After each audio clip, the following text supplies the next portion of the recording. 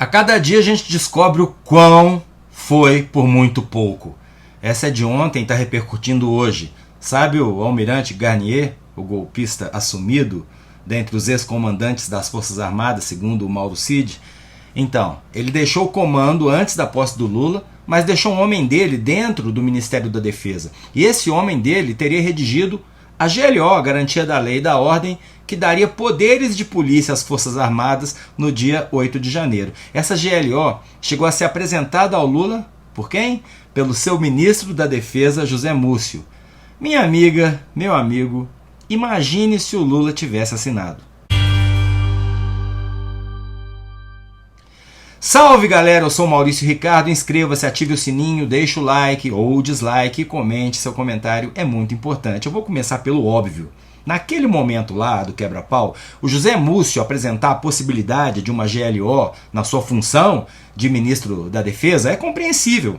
Cada um no governo, dentro das suas atribuições, estaria até prevaricando se tivesse uma alternativa para salvar os palácios e prender os vândalos e não o fizesse. José Múcio tinha uma semana no cargo, mas tinha sob ele as Forças Armadas. Militares eram o que ele tinha para oferecer. Então essa história de ter sido ofertada ao Lula a possibilidade de assinar uma GLO já era pública. O Lula se justificou na época dizendo que assinar seria passar o governo para os militares. Disse inclusive que se algum general quisesse o poder, que disputasse as eleições e vencesse. E a história poderia terminar aí. Múcio sugerindo a GLO, Lula dizendo não, o site Metrópolis disse à época que a Janja é quem teria dito GLO é golpe, e vida que segue. O que é novidade aqui, coloca a conspiração golpista dentro do novo governo, é essa informação. Um oficial da Marinha que estava lotado no Ministério da Defesa desde 2022, ou seja, desde o governo anterior,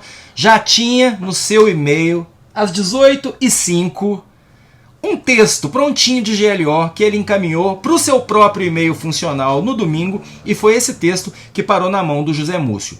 Pode ser um funcionário cioso das suas responsabilidades, assistindo o quebra-pau pela TV e correndo para o seu computador para gerar rapidamente, quase mediunicamente, uma GLO para agir no ataque que havia começado 3 horas antes?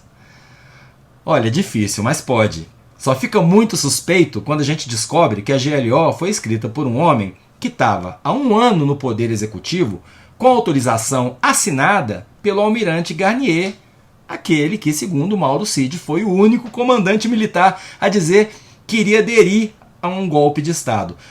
Uma delação que casa muitíssimo bem com o comportamento desse almirante no fim do governo, que não teve nada de disciplina e hierarquia. Pela primeira vez na história, um comandante da Marinha faltou à posse do seu sucessor. Então esse é um ponto muito importante.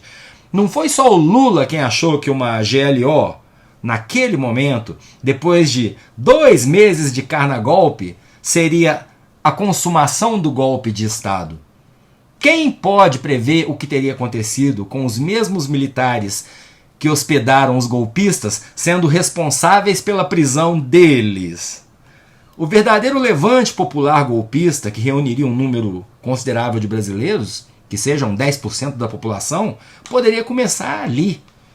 Mas vamos usar o princípio da boa-fé e da presunção da inocência, mesmo depois do depoimento desastroso do general Heleno, e vamos supor que sim, porque é inegável, havia golpistas no Exército, mas a força, a instituição Exército, talvez não tivesse a intenção de aderir ao golpe. Vamos supor que, GLO assinada, o Exército mandasse seus homens e prendesse os golpistas já transformados em vândalos, em terroristas. Em primeiro lugar, que razão a gente tem para acreditar nisso? O Exército tratou os golpistas a pão de ló por 2 meses. Mas calma, sem pré-julgamentos. Talvez, apenas talvez, as Forças Armadas, com 2 dias de poder de polícia na Praça dos Três Poderes, talvez pudesse ter resolvido a coisa.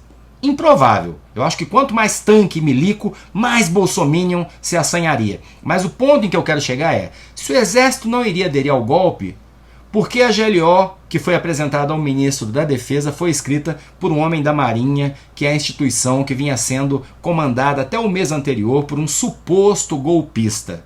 Faz sentido quando a gente vê o cargo dele. O cara que redigiu a GLO capitão de fragata da Marinha Elcio com C cedilha Machado Neves, era o chefe de operações conjuntas do Ministério da Defesa. Eu fui procurar saber a função desse órgão.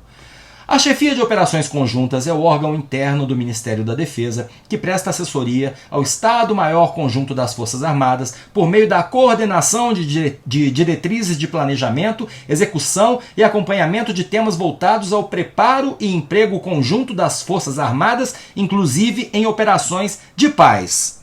Ou seja, um homem do comandante supostamente golpista era o responsável desde 2022 e dentro do governo Lula, há uma semana, pela coordenação das ações conjuntas das Forças Armadas.